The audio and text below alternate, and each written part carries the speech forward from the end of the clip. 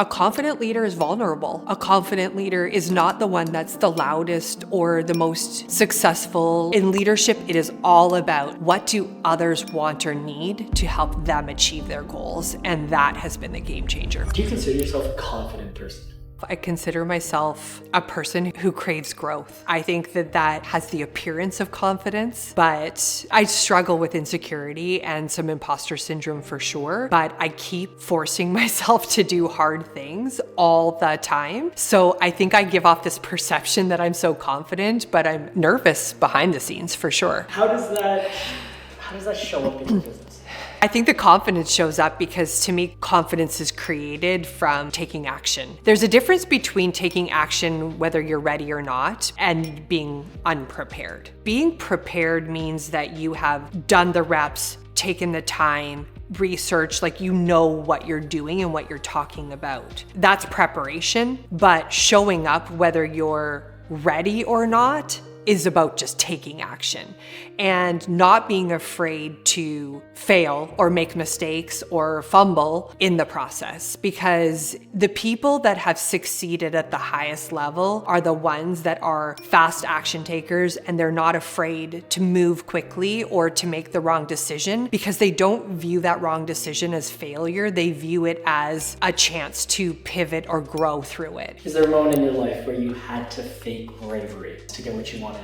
I don't think it's about getting what I wanted, but I had to give the perception that I was brave and ready in order to do different things, or just be bold enough and risky. When my marriage ended suddenly in 2013, why I felt that it was the right time to change careers from the consistency of my 6-figure corporate salary and to go into sales full time. It's like, if my life is already in complete upheaval and I'm starting all over again, I might as well start all over in my career too. And it was then that I actually left my steady corporate job and went full time into real estate sales, like no safety net whatsoever, and starting over as a young single female. And it was scary. It was really, really scary. I definitely had the confidence in knowing that I was ready to challenge myself and make a change, but I didn't know what I was doing. And so that's the difference between, like, once you know what you're doing, then preparing so that you show up at the highest level. Like, that's one level of preparation. There was nothing that you could do to prepare to quit your job and become an entrepreneur. You just had to do it. What would be a lesson that you would talk to your younger self about when it comes to courage or confidence? I think that question is actually the answer, because how you talk to yourself matters more than anything else in the entire world. And it has taken me until literally this morning to keep learning that lesson. There is no voice that is more important than the one that we speak to ourselves. And then the second is what we allow into our minds and into our thoughts. How you talk to yourself and what you believe about yourself and how you view you in what you're doing in the world is the most important thing that you could possibly do. And you cannot show up for other people if you don't show up for yourself. You cannot love other people if you don't love yourself. You cannot be confident and brave for others if you're not for yourself. How you speak to yourself, it is bar none the beginning of all of the things that center around building confidence. What does a confident leader look like?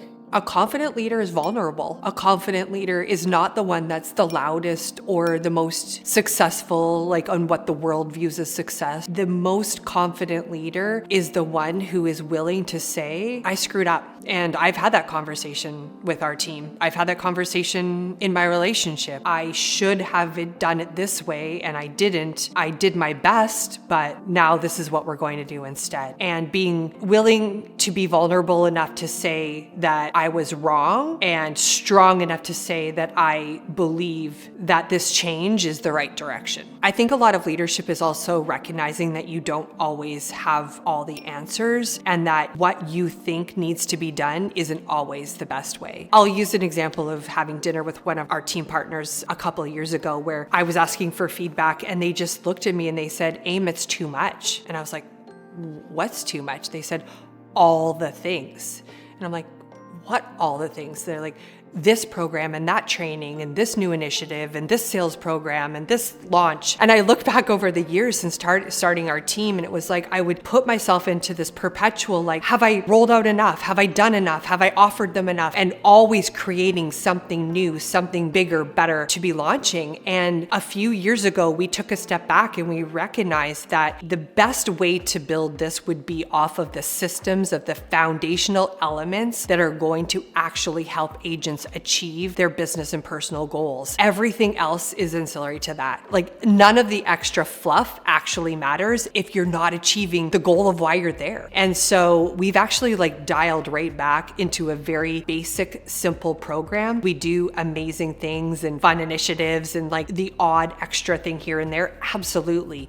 But we have brought it right down to the simple, fundamental basics and foundational skills and metrics that are actually the needle movers to ensure that people are achieving their goals. And ever since we cut out the fluff, I look back at it, it was like I was trying to perform as a leader for our own people, because I came into team building and leadership from an event planning and an experience background. And yes, I still do that. I still want to wow with our business planning sessions, wow with our North Group days and things like that, wow with our charitable events, but I don't need to do that every single week. And I don't need to be rallying our staff all the time to like, we have to change this, we have to launch this new program, and like always pivoting, always creating chaos, because that was actually holding us back from growth. Now that we're actually consistently focused on the same foundational elements every single week, every single month, and every single quarter, we are now seeing growth year over year for the last number of years. Understanding that, one, what's more important than what you want is what other people need. And that's been actually a very monumental lesson for me to learn in leadership. It's less about what I think that people want and what I think is exciting to launch and announce and roll out. In leadership, it is all about what do others want or need to help them achieve their goals. And that has been the game changer for us.